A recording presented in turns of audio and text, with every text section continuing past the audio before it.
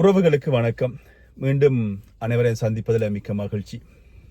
இந்த வீடியோவில் வந்து ரெண்டு விஷயங்களை வந்து பார்க்க போகிறோம். ஒன்று வந்து பார்த்தீங்கன்னு சொன்னால் லண்டனில் 9 பேர் கைது செய்யப்பட்டிருக்கிறாங்க. இலங்கை தமிழர் ஒருவருடைய கடையில் வந்து கைது செய்யப்பட்டிருக்கிறாங்க. இதில் சம்பந்தமாக இந்த வீடியோவில் பார்க்க போகிறோம்.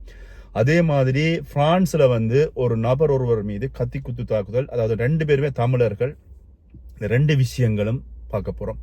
அதுக்கு முன்பதாக என்னுடைய சேனலுக்கு வருபவர்கள் என்னுடைய சேனலை வந்து சப்ஸ்கிரைப் பண்ணிவிட்டு பெல் பட்டனை தட்டி விட்டு உள்ள வந்தீங்கன்னு சொன்னால் என்னுடைய பகிர்வுகள் உங்களை வந்து சேரும். லண்டனில் ஒரு தமிழர்களுடைய கடையை வந்து பார்த்தீங்கன்னு சொன்னால் போலீஸார் வந்து சுற்றி வளைச்சிருக்கிறாங்க.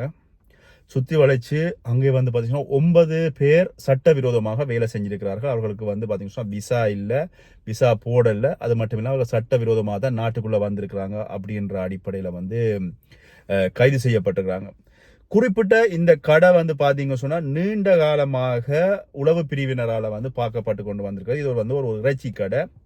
இதில் வந்து நீண்ட காலமாக இது வந்து பார்த்தீங்கன்னு சொன்னால் பார்க்கப்பட்டு வந்தது மட்டும் இல்லாமல் 2-3 தடவைகள் இந்த கடை வந்து பார்த்தீங்கன்னு சொன்னால் ஏற்கனவே போலீசாரினால் சுற்றி வளைக்கப்பட்டு அங்கே ஏற்கனவே கைதுகள் இடம்பெற்றிருக்கின்றது. அங்கே வேலை செய்தவர்கள் அனைவருமே வந்து சட்டவிரோதமாக வேலை செய்வாங்கன்னு சொன்னால், இப்போ ஐரோப்பிய நாடுகள் வந்து சட்டவிரோதமாக சொன்னால் விசா இல்லாமல் இருக்கும், அல்லது விசா இருந்திருந்தால் அவர்களை வந்து பதியாமல் வேலைக்கு வச்சிருப்பார்கள். அப்படியான வகையில் வந்து அல்லது வந்து ஒரு கொஞ்சம் சம்பளத்தை பாய்ஞ்சிட்டு கொடுப்பார். இப்படி நிறைய விஷயங்கள் இருக்குது. ஆனால் இவர்கள் வந்து பார்த்தீங்கன்னு சொன்னால் சட்டவிரோதமான முறையில் தான் இவர்களை வந்து வேலைக்கு வச்சிருந்ததால் அந்த குறிப்பிட்ட கடை முதலாளியினுடைய கடை உரிமம் வந்து ரத்து செய்யப்பட்டிருப்பதாக சொல்லப்பட்டிருக்கிறது. அது மட்டும் இல்லாமல் குறிப்பிட்ட கடை முதலாளி அவர்களை வந்து சட்டவிரோதமாக கடையில் வந்து வேலைக்கு அமர்த்தியதன் விளைவாக வந்து பார்த்தீங்கன்னு சொன்னால் அளவுக்கு அதிகமான ஸ்டேலிங் பவுண்ட் வந்து அவருக்கு வந்து பார்த்தீங்கன்னு சொன்னால் தண்ட பணமாக அபராதம் விதிக்கப்பட்டிருக்கிறது.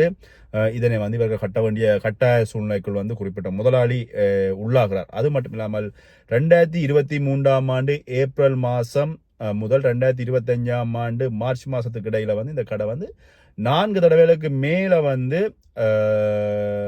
உள்துறை அலுவலக குடிவரவு குடியகல்வு அதிகாரிகளால் வந்து சுற்றி வளைக்கப்பட்டிருக்கிறது. இதன் போல வந்து பார்த்தீங்கன்னு சொன்னால் சட்டவிரோதமான நிறைய பேர் வந்து கைது செய்யப்பட்டு ஏற்கனவே வந்து வான் பண்ணி விட்டுருந்துருக்காங்க. அது மட்டும் இல்லாமல் இந்த முறையும் இந்த சம்பவ இடத்துல வந்து சட்டவிரோதமாக பிடிக்கப்பட்ட தொழிலாளர்கள் அனைவருமே வந்து நாட்டுக்குள்ள வந்து சட்டவிரோதமாக நுழைந்தவர்கள் அப்படி என்று சொல்லியும், அத்தோடு வந்து அவர்கள் யாருமே வந்து அகதி அந்தஸ்து கோரவில்லை அப்படி என்று சொல்லியும், வேலை செய்வதற்கான அனுமதிகள் வந்து அவர்களுக்கு வழங்கப்படவில்லை அப்படி என்று சொல்லியும் குறிப்பிட்ட அமலாக்க அதிகாரிகளுடைய அறிக்கையில வந்து வெளியிடப்பட்டிருப்பதாக செய்திகள் வெளியாகி இருக்கின்றன. உண்மையில கவலைக்குரிய ஒரு விஷயம் என்னன்னு சொன்னா, எங்களுடைய சகோதரர்கள் ஐரோப்பா நாட்டில் எங்கே இருந்தாலும் சரி நாட்டுக்குள்ளே வந்ததுக்கு அப்புறமாக நீங்கள் அந்த நாட்டினுடைய சட்டத்தை மதிக்கணும். அதில் வந்து இந்த குறிப்பிட்ட முதலாளி நாட்டினுடைய சட்டத்தை வந்து மதிக்கவில்லை. ஏற்கனவே வந்து அவர்களுக்கு அந்த நாட்டு லண்டன் நாட்டினுடைய சட்டங்கள் என்னென்ன சொல்கிறதோ அதனை வந்து அவர் ஏற்கனவே மதிக்கவில்லை அப்படின்ற பிரச்சனையும் அவர் மேலே இருப்பதாக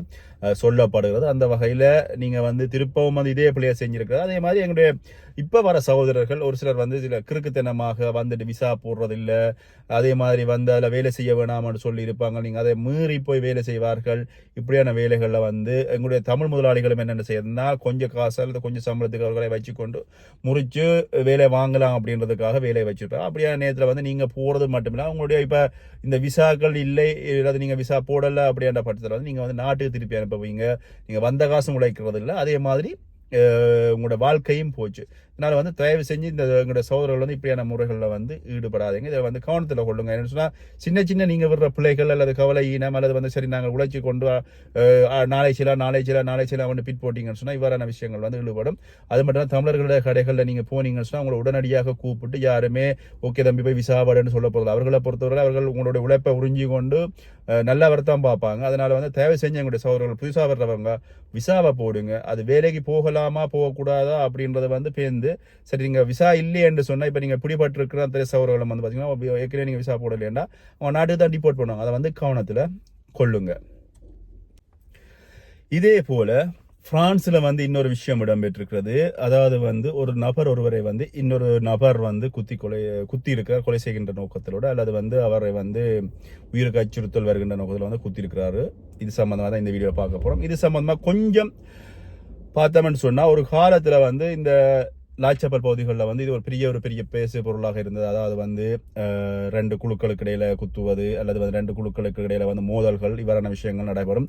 ஒரு உணவகங்களில் சாப்பிட்டு கொண்டிருக்கின்ற பொழுது இன்னும் ஒரு குழுவினர் வந்து சாப்பிடும் இன்னொரு குழுவினர் வருவார்கள், திடீரென்று வெட்டுவார்கள், கடையை அடிச்சு வச்சுட்டு போவார்கள். இது கனகாலமாக இருந்த ஒரு பிரச்சனை. அதுக்கப்புறமாக போலீசார் இதனை வந்து கட்டுப்படுத்துவதற்கு எவ்வளவோ முயற்சிகள் எடுத்து சிவில்ல நிற்பார்கள், அப்படி இல்லாமல் எடுத்து, அது மட்டும் இல்லாமல் லாச்சப்பல் பொறுத்தவரை நீங்க எங்க போனீங்கன்னு சொன்னா அவ்வளவு கேமரா வந்து அந்த கேமரா அவ்வளவு பாதுகாப்பாக இப்ப இருக்கிறது. ஒரு கொஞ்சம் அசுமாதம் தெரிஞ்சாலும் உடனே அடுத்த நிமிஷம் போலீஸ்காரர் வந்து நிற்பார். அவ்வளவு இப்போ லாச்சப்பல்லா பகுதிகளில் வந்து இந்த எங்களுடைய தமிழர்களிடையே வர்ற இந்த முரண்பாடுகள் அல்லது வந்து கருத்து முரண்பாடுகள் காரணமாக இந்த வெட்டு பிரச்சனைகள் வந்து அளவுக்கு அதிகமாக குறைக்கப்படும். அது என்னன்னா அப்படி ஒரு பிரச்சனை நடந்தால் உடனடியாக வந்து டிப்போர்ட் பண்ணுவாங்க இலங்கைக்கு. இப்படிதான் இந்த நடைமுறையில் இருந்தது. இப்போ வந்து அது வந்து கொஞ்சம் நல்லா குறைஞ்சது. அதுக்கப்புறமா இந்த லாகுர்ன பகுதிகளில் எங்களுடைய தமிழர்களோட பகுதிகளில் அங்கங்கே வந்து இடம்பெற்று கொண்டு வந்தாலும் அந்த பிரச்சனைகளில் வந்து ஈடுபடுபவர்களை வந்து உடனடியாகவே இலங்கைக்கு அனுப்புகின்ற ஒரு நடைமுறையில் வந்து எங்களுடைய இந்த பிரான்ஸுடைய அரசாங்கம் இருக்கிறது, இருந்து கொண்டே இருக்கு இன்று வரைக்கும். இதுதான் பிரச்சனை. அது மட்டும் இல்லாமல் இப்போ பார்த்தீங்கன்னு சொன்னால் இப்போ இருக்கிற சூழ்நிலையில பிரான்சினுடைய நாட்டில் எங்கேயாவது ஒரு குற்றச்செயல்களில் ஈடுபட்டால் உடனடியாக நாட்டுக்கு அனுப்புவது. அது மட்டுமில்ல இங்கே சிறைச்சாலைகளில் வந்து இடங்கள் இல்லை, அவர்களுக்கு சிறைச்சாலையில் அடைச்சி வச்சு அவர்கள் செலவழிக்கிறதுக்கு காசுகள் வந்து பிரச்சனையாக இருக்கிற நாட்டில். அப்போ அவர்கள் உடனடியாக வந்து டிப்போர்ட் பண்ணுறது, அதாவது இலங்கைக்கு அனுப்பத்தான் யோசிக்கிறது. இது இப்போ வந்து பார்த்தீங்கன்னா அது மட்டும் இல்லை இலங்கையை பொறுத்தவர்கள் இலங்கையர்கள்னு சொன்னால் இலங்கையில் இப்போ பிரச்சனை இல்லை அப்படின்னு சொல்லி உலக நாடுகளுக்கு வந்து இலங்கை அரசாங்கம் சொல்லி கொண்டிருக்கிறது. அப்போ இப்படியான நேரங்களை வந்து உடனடியாக நாட்டுக்கு அனுப்பத்தான் யோசிப்பார்கள். அப்படிப்பட்ட ஒரு விஷயம் தான் இது. வந்து கவனமாக கேளுங்க. இதில் வந்து நிறைய எங்களுடைய சகோதரர்கள் பிள்ளைகள் நிறைய இருக்கிறது. நான் முடிஞ்சவரை எனக்கு தெரிஞ்சது நான் உங்களோட பகிர்ந்து கொள்றேன். ஒரு உணவகம் ஒன்றில் வந்து ஒரு துருக்கிக்கார உணவகத்தில் வந்து ஒரு சகோதரன் ஒருவர் வந்து வேலை செஞ்சிருக்கிறாரு. அவர் வந்து பார்த்தீங்கன்னா விசா இல்லாமல் அவர் கிட்டத்தட்ட 5 வருடங்களுக்கு மேலாக அந்த குறிப்பிட்ட துருக்கிக்காரட்ட கடையில் வந்து வேலை செஞ்சிருக்கிறாரு. அவர் நல்ல வேலை, அது மட்டும் இல்லாமல் அவருக்குண்டே ஒரு கிளியோன்ஸ் அந்த கடைக்கு இருக்கு. அப்போ துருக்கிக்காரர் வந்து நல்ல முதலாளி, அவர் நல்ல சம்பளம் கொடுத்து வச்சிருந்திருக்கிறாரு. இப்படியே இருக்கின்ற போல அந்த கடையில் வந்து கிளியோன்ஸ் கூடுதுன்னு சொல்லிட்டு இன்னொருவரையும் வந்து வேலைக்கு எடுத்திருக்கிறாங்க, 2வது நபர். அந்த 2வது நபர் வந்து பார்த்தீங்கன்னா அவருக்கு விசா இருக்கிறது. அது மட்டும் இல்லை அவர் ஈழப்போராட்டத்துக்கு வந்து தன்னுடைய பங்களிப்பை கொடுத்துட்டு இங்கே வந்திருக்கிறாரு. வந்தது மட்டும் இல்லாமல் இங்கே வந்து நிறைய உணவகங்கள் அவர் வந்து வேலை செஞ்சுக்க அவருக்கு அனுபவம் இருக்கிறது. இந்த விசா உள்ள சகோதரனுக்கு வந்து அந்த குறிப்பிட்ட துருக்கிய கடையில் வந்து வேலை செய்யறதுனால வந்து அந்த கடையினுடைய அனுபவம் மட்டும்தான் இருக்கிறது. இப்போ 2வது விசா இல்லாமல் வந்து சகோதரர் வந்து என்ன செய்யுங்கிறான்னு சொன்னால் அந்த துருக்கி கடையில் வேலைக்கு போகின்ற பொழுது இந்த விசா இல்லாத சௌரன் வந்து விடுகின்ற தவறுகளை வந்து முதலாளிகிட்ட காட்டி கொடுப்பது அல்லது அவர்கிட்ட சொல்லுவது, நீங்கள் இது பிள்ளையா செய்றீங்க, இது எப்படி பிள்ளையா செய்றீங்க, அப்படி பிள்ளையா செய்றீங்கன்னு சொல்கின்ற பொழுது இந்த முதலாவது சௌரன் விசா இல்லாத சௌரன் என்ன சொல்லுவாருன்னு சொன்னால், நான் இத்தனை வேடங்களா இந்த கடையில் பேசுகிறேன், எனக்கு ஒரு கிளியோன்ஸ் இருக்குது, நான் அதனால் வந்து எனக்கு வந்து புதுசாக நீங்கள் வந்து நீங்கள் வேலை சொல்லக்கூடாது, வேலை சொல்லிடுறீங்க அப்படின்னு சொல்லி கருத்து முரண்பாடுகள். இதில் வந்து பார்த்தீங்கன்னா இந்த விசா உள்ள சௌரன் என்ன செய்வேன்னு சொன்னால், உடனடியாக இவர் தனக்கு விசா இருக்குத்தானே, தான் 15 தானே வேலை செய்கிறேன், அதனால வந்து எனக்கு வந்து பிரச்சனை இல்லை இருக்காரு. இவர் உடனடியாக என்ன சொல்லுவோம், முதலாளியிடம் வந்து அந்த விசா இல்லாத சௌரனை வந்து அடிக்கடி போட்டு கொடுப்பேன். இது நிறைய நீண்ட காலமாக நடக்கும். இது சம்பந்தமாக கதைக்க போனால் நிறைய விஷயங்கள் கதைக்கலாம். வேறு சந்தர்ப்பங்களை நான் அது சம்பந்தமாக பேசுகிறேன். ஆனால் இந்த விடயத்தில் வந்து அப்போ இப்படியே நடக்கின்ற பொழுது இந்த விசா இல்லாத சௌரன் வந்து 5 வருடங்களாக அந்த குறிப்பிட்ட கடையில் வேலை செய்கிறார். இந்த விசா உள்ள சௌரன் வந்து 1.5 வருடங்களாக வேலை செய்கிறார்.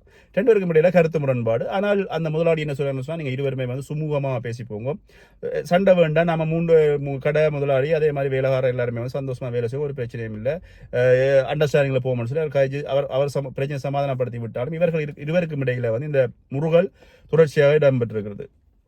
ஒரு நாள் வந்து கடந்த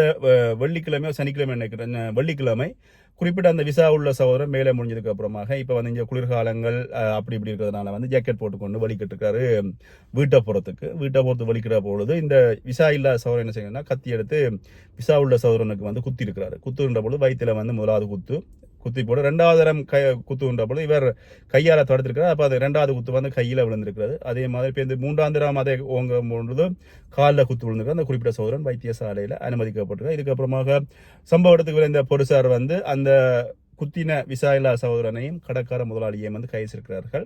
2 பேருமே வந்து சிறையில் இருக்கிறார்கள். இந்த குறிப்பிட்ட சகோதரன் வந்து வைத்தியசாலையில் இருக்கிறாரு. இப்போ அந்த குறிப்பிட்ட கைத்தியால குத்து வாங்கின சகோதரனுடைய குடும்பத்தினர் வந்து இது சம்பந்தமா அந்த குறிப்பிட்ட சிறையில் இருக்கிற சகோதரனுக்கு விசா இல்லாதபடியால அவர் இலங்கைக்கு அனுப்பப்படக்கூடாது அப்படின்றதுக்கான முயற்சிகள் எடுக்கிறார்கள். எப்படியாவது அவரை வழியில வந்துடன் அது புலசரிகள் இருக்கலாம். ஆனால் காய்ச்சி பேசியிருக்கிறோம். ஆனால் இருவருமே வந்து இவ்வாறான விஷயங்கள் வந்து ஈடுபட்ட தவிர அவரை வந்து எப்படியாவது வெளியில் எடுக்கணும் அப்படின்னு சொல்லி அதுக்கான முயற்சி பண்ணுகிறார்கள். இதில் வந்து முதலாளியை வந்து போலீசார் வந்து கைது செய்திருக்க அவசியம் இல்லை. என்னன்னு சொன்னால் விசா இல்லாதவரை வேலைக்கு வச்சிருந்த ஒரு காரணத்தால் தான் அவரை வந்து கைது செய்திருக்காங்க. ஆனால் குறிப்பிட்ட தண்ட பணத்தை அவர் மேலே விதித்து விட்டு அவரை வெளியில் விட்டுக்கலாம். ஆனால் அவர் வந்து சிறையில் இருக்கிறார். இப்போ வந்து இருவருமே சிறையில், ஒருவர் வந்து வைத்தியசாலையில் இருக்கிறாரு. அதில் வந்து பார்த்தீங்கன்னா சொன்னால் இப்போ குறிப்பிட்ட அந்த விசா இல்லா சகோதரனை எப்படி அதை வெளியில் கொண்டு வந்து அவரை வந்து பாதுகாக்கணும் அப்படின்னு சொல்லி குத்து வாங்கினவர்களுடைய அவங்களுடைய ஒரு பெருந்தன்மை, நல்ல மனசு, அல்லது வந்து இந்த குறிப்பிட்ட குத்து வாங்கின சகோதரன் அவர் ஏற்கனவே அவருடைய குணங்கள் அப்படித்தானா அப்படின்னு சொல்லி தெரியவில்லை. ஆனால் அவர்களை காப்பாற்ற வேண்டும் என்று சொல்லி துடிக்கிறார்கள். இப்போ வந்து பார்த்தீங்கன்னு சொன்னால் இந்த விஷயம் வந்து குறிப்பிட்ட சகோதரனுக்கு வந்து வேலை போயிட்டு, அது மட்டும் இல்லாமல் விசா இல்லை என்கின்றதை விட அவர் மேலே கொலை வழக்கு போடப்படும். கொலை வழக்கு போடுகின்ற பொழுது அவருக்கு எவ்வளவு காலம் சிறை அப்படின்றது வந்து இங்கே தெரியாது. சிறை அப்படின்றதை விட அவர் விசா இல்லை என்ற பொழுது நாட்டுக்கு டிப்போர்ட் பண்ணுவாங்களா, அவரோட குடும்பம், மனைவி, பிள்ளைகள், சகோதரர்கள், சகோதரிகள், இவரை நம்பி அங்கே வாழுகின்ற உறவுகள் எல்லாமே வந்து அவருடைய வாழ்க்கை வந்து கேள்விக்குறியா இருக்கு. ஒரே ஒரு விஷயம் தான் நான் சொல்ல வர்றேன். இந்த விஷயத்தின் ஊடாக வேலை இடத்துல வந்து தமிழாக்களோட நீங்கள் வேலை செய்கிறேன்னா இங்கே நிறைய பிரச்சனை இருக்குது. எனக்கு பர்சனலாக எங்களுக்கே தெரியும் எவ்வளோ பிரச்சனை இருக்குது. எங்களோட தமிழாக்கள் வந்து தாங்கள் நல்லா வரணும் என்றதுக்காக இன்னொரு காட்டி கொடுப்பார்கள். அது விசா இல்லாதவன் சொன்னால் அவனை வீட்டை அனுப்பிட்டு அந்த இடத்துல நான் வரணும் அப்படின்னு சொல்லி யோசிப்பார்கள். அது சம்பந்தம் நிறைய வரலாறுகள் இருக்குது. சந்தர்ப்பங்கள் வருகின்ற போது நான் ஒவ்வொன்று அவங்களோட பகிர்ந்து கொள்கிறேன். உங்களுக்கு ஒவ்வொன்றுமே வந்து அனுபவமாக இருக்கும், ஒரு பியோசனமாக இருக்கும். அதனால் வேலை செய்கிற இடங்களை வந்து சண்டை பிடிக்காதீங்க. பிடிக்கலன்னு சொன்னால் அமைதியாக இருங்க. எங்களுக்கு தேவை போனோமா, வேலையை செஞ்சோமா, மாதம் முடிய சம்பளம் வந்தோம், குடும்பத்துக்கு கொண்டு கொடுத்தோமா, செலவழிச்சோமா, இதுதான் இங்கே தேவையே ஒழிய நான் பெருசா நீ பெருசா, என்ன எனக்கு நீ சொல்லித்தாரதா, எனக்கு விசா இருக்குது, எனக்கு உனக்கு விசா இல்லை, இதெல்லாம் விஷயமே இல்லை. இங்கே யார் வேலை செய்கிறானோ அவனுக்கு சம்பளம் கிடைக்குது. வேலை செய்யலைன்னு சொன்னால் சம்பளம் இல்லை. விசா உள்ளவன் விசா இல்லாதவன் என்ன வித்தியாசம்? விசா இருக்குந்தா நீங்கள் வந்து விசா இருக்குன்னு சொல்லி நாட்டில் அங்கே இருக்கப்பீங்க. விசா இல்லைன்னு சொன்னால் விசா இல்லை, அவ்வளோதான் வித்தியாசமே ஒழிய இப்படியான விஷயங்களை தயவு செஞ்சு ஈடுபடாதீங்க. சொன்னால் பாதிக்கப்படுறது 2 குணமாக இப்போ பாதிக்கப்பட்டிருக்கு. கத்தி குத்தால வேண்டினவரும் பாதிக்கப்பட்டிருக்கார், குத்தினவரும் பாதிக்கப்பட்டிருக்கார். அது மட்டும் கடை முதலாளி உங்களை நம்பி விசா இல்லாதவர்களை நம்பி வச்சுக்கிற வேலை வச்சுக்கிற முதலாளியினுடைய கடையும் வந்து இப்போ பூட்டப்பட்டிருக்கும். அதனால வந்து தேவை இவ்வாறான வேலைகளில் ஈடுபடாதேங்க அப்படின்றதை இந்த வீடியோட சொல்லிக்கொண்டு மீண்டும் இன்னொரு வீடியோட சந்திக்கின்றேன். நன்றி, வணக்கம்.